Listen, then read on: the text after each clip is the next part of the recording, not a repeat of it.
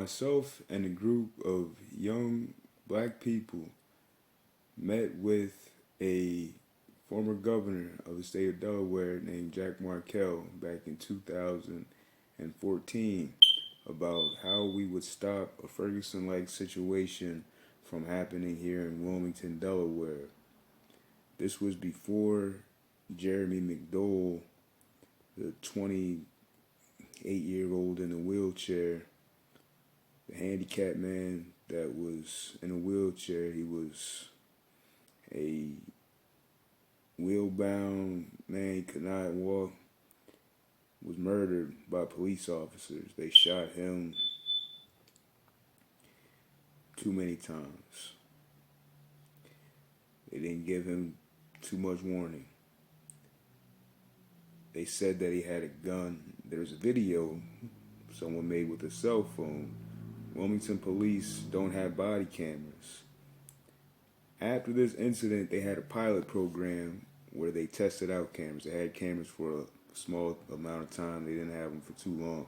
After our current mayor appointed a man named Robert Tracy, who came from Chicago by way of New York. He was on New York's police departments first, and then he was with Chicago when Laquan McDonald, that video didn't surface, it didn't get out. He was part of that cover-up. Chief Tracy came here. He was brought here by Michael Przicki, our real estate developer mayor, and they together got rid of the body camera pilot program that we had in place here in Wilmington, Delaware. So now we have a situation. August 30th, a man named Ricardo Hilton was murdered out on 28th and Washington Street by the police. I say he was murdered because I believe the story that the community that I spoke to that saw what happened tells me. I believe what it is that they said. I don't believe what it is that the police say, because the police have a history of lying that goes back to 1850. It goes back to the Fugitive Slave Act. It goes back.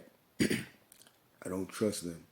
I trust the people. So what it was that happened was what it was that the people said happened. I don't believe what it is that the police say. I don't believe what it is that the newspapers say. I went straight to 28th in Washington right after it happened, and I talked to the people, and they told me that he put down the gun. Some people say that he was in the process of putting down the gun. Some people say that he lingered with the gun. He ended up dying. Nobody I talked to said that he fired at police. Nobody that I talked to said that he gestured as if he was firing at police. Nobody that I talked to said that he was firing while the police were talking to him. What the police said was that, and what the news journal said was that he was actively firing when they opened fire on him. No one I talked to said that, so I don't believe them. I believe the community. There were no body cameras on that police, so we don't have the true story. We only have what it is that the people say, so we have to trust what the people say. Some people trust what them people say, what those people say. I don't trust them people. Like I said, about 20, 50,000 times, every different kind of way. I want to tell you this in a way that you can understand it. Honestly, it hurts because I've talked to the family, I've met with them, I've had interaction with the man's son, 5-month-old, his baby mom, who doesn't have her fiance now. She doesn't have him anymore. His mother doesn't have a son.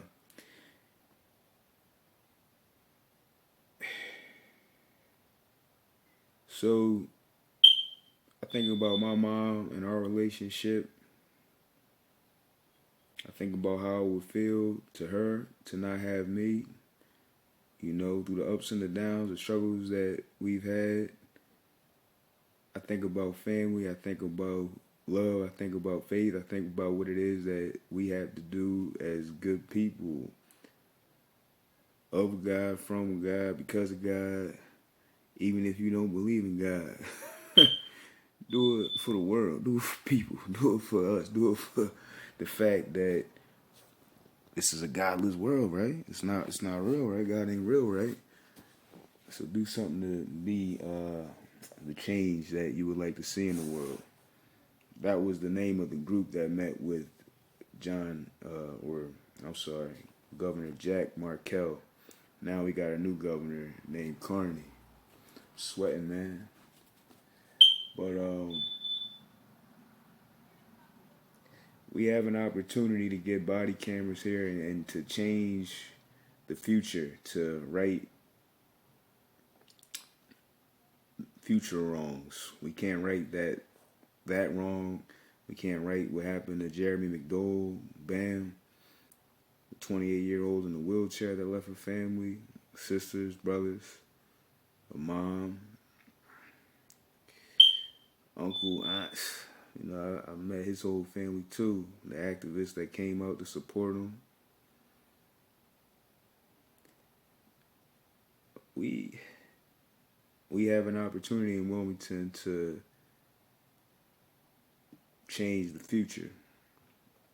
We can't change the past. So we saw in Fort Worth, Texas, a week ago on Saturday. Fort Worth, Texas, a woman was murdered in her house by a police officer that didn't give her a chance to comply or to hear. Didn't give her a chance to do anything. He shot her as soon as he said, "Put your hand up, pop, pop, up." He said, "Pop, pop." When he said up, he said, "Put your hands up," and the gun fired. He killed that woman and it was on camera. He was charged with murder just in a matter of days. He resigned, and then the police chief said that he would have fired him if he didn't resign. This man is going to be charged with murder. He will be charged to the fullest extent of the law. He's going to end up serving life in prison, nothing less. So now we have a deterrent in the minds of police officers in the future.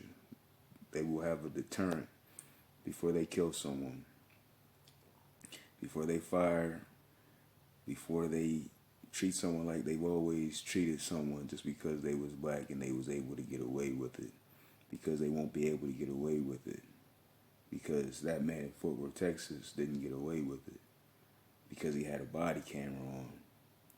So every police department in the country, in the nation, needs to now have body cameras. I'm sweating. I don't know why I'm sweating so much.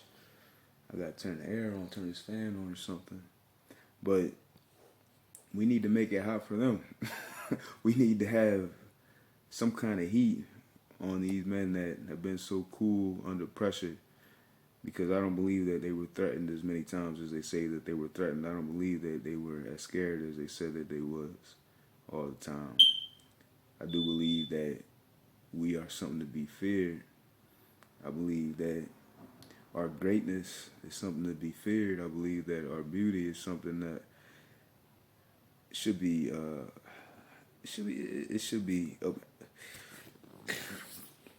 our beauty is something to behold, something to revere, not always something to fear.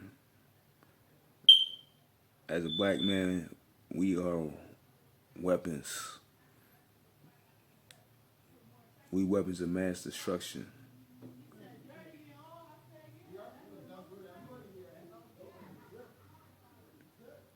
I hear lively discussion outside. I'm not a funny guy. I'm not a comedian. I try to bring some kind of humor so that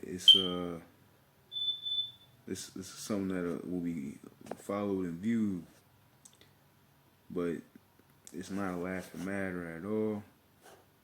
It's very serious.